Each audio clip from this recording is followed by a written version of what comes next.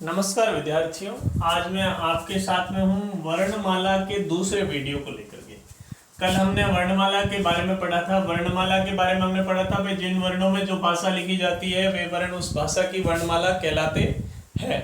और फिर उसके बाद में वर्णमाला के अंदर हमने पढ़ा था स्वर और स्वरों के भेद। स्वरों के दो भेद होते हैं, जैसे ह्रस्व स्वर और दीर्घ स्वर। ह्रस्व स्वरों के अंतर्गत आते हैं 5 अ, इ, उ, ऋ, दृ, और दीर्घ स्वरों के अंतर्गत आते हैं आ, बड़ा ई, बड़ा ऊ, बड़ा री, ए, ऐ, ओ, औ, 8। तो आज देखिएंगे, हम पढ़ेंगे व्यंजनों के बारे में। व्यंजनों की कितनी संख्या होती है। जैसे हमने कल पढ़ा था स्वरों के बारे में, तो स्वरों की संख्या तो होती है 13। अब देखिएगा, आज हम पढ़ रहे हैं व्यंजनों के बारे में। तो हमारी संस्कृत वर्णमाला के अंदर व्यंजनों की संख्या होती है 33, 33। व्यंजन हमारी संस्कृत भाषा के वर्णमाला के अंदर व्यंजन है 33। व्यंजन देखिएगा, व्यंजन की क्या परिभाषा होती है। वे वर्ण जिनका उच्चारण स्वरों की सहायता से किया जाता है, जिनका उच्चारण स्वरों की सहायता से किया जाता है, स्वरों की सहायता से किया जाता है, व्यंजन कहलाते हैं। सहायता से किया जाता है। देखिएगा, स्वरों की सहायता कैसे। स्वरों की सहायता मतलब देखिएगा, व्यंजन कौन से वर्ण होते हैं, क से लगा करके ह तक के ये 33 वर्ण होते हैं, वो व्यंजन कहलाते हैं। तो स्वरों की सहायता कैसे, जैसे हम कोई भी व्यंजन है, चाहे क को बोल रहे हैं तो क को आप कितना ही धीरे बोलो, क कितना ही धीरे बोलो, किंतु आपको क के साथ में आ का उच्चारण करना ही होगा।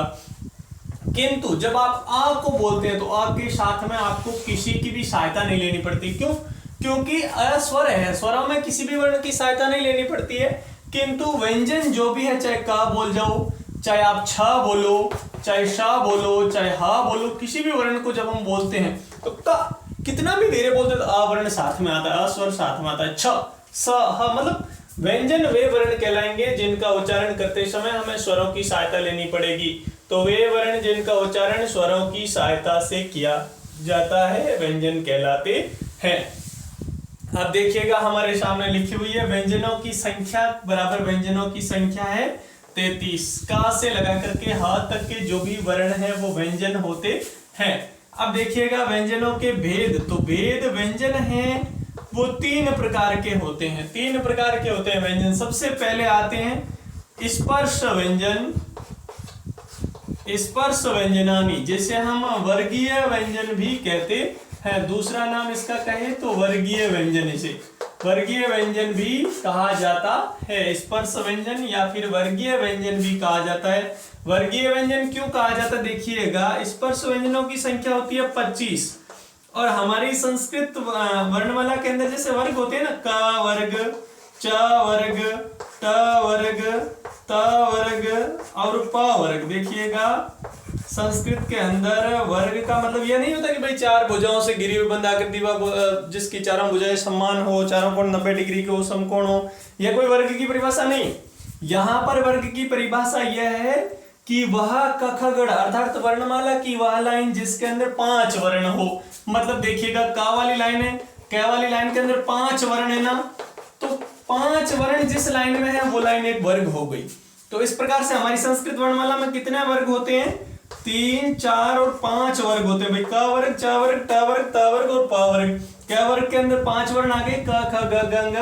च वर्ग के अंदर 5 वर्ण आ गए, च छ ज झ और य। त वर्ग के अंदर भी 5 आ गए, त वर्ग के अंदर भी 5 और प वर्ग के अंदर 5। अर्थात ये 5 × 5, 5 लाइनों के 5-5 वर्ण, कुल मिलाकर के हुए 25। तो ये 25 क्या हो गए, वर्गीय व्यंजन कहा जाता है इन्हें, वर्गीय या फिर स्पर्श व्यंजन। तो व्यंजनों का सबसे पहला भेद हो गया स्पर्श व्यंजन, जिसके अंदर ये आते हैं 25 व्यंजन, क वर्ग, च वर्ग, ट वर्ग, त वर्ग और प वर्ग वाले व्यंजन। तो यह हो गए 25 तो स्पर्श व्यंजन या फिर इसे हम कहें वर्गीय व्यंजन। इसके बाद में देखिएगा, व्यंजन का दूसरा भेद आता है हमारे सामने। दूसरा भेद क्या है, तो दूसरे भेद के बारे में आपको बता रहा हूं। दूसरा भेद होता है वो है अंतस्थ व्यंजनानी, अंतस्थ व्यंजनानी। अब देखिएगा, अंतस्थ व्यंजनानी के अंतर्गत अंतस्थ मतलब अंतस्थ व्यंजनानी वे व्यंजन जो अंतः अर्थात अंदर से बोले जाते हैं। देखिएगा, उनकी संख्या होती है 4। अंतस्थ व्यंजन होते हैं य, र, ल और व। यह तो हुए अंतस्थ व्यंजन। फिर देखिएगा इसके बाद में आते हैं हमारे सामने ऊष्म व्यंजन। जिन ऊष्म व्यंजनों की संख्या होती है 4। ऊष्म व्यंजन होते हैं 4। ऊष्म व्यंजन देखिएगा, ऊष्म व्यंजन कौन कौन से होते हैं? तो भाई ऊष्म व्यंजन होते हैं 3 स, श और ह। 3 तो ये स हो गए, चौथा ह हो गया। ये 4 होते हैं ऊष्म व्यंजन।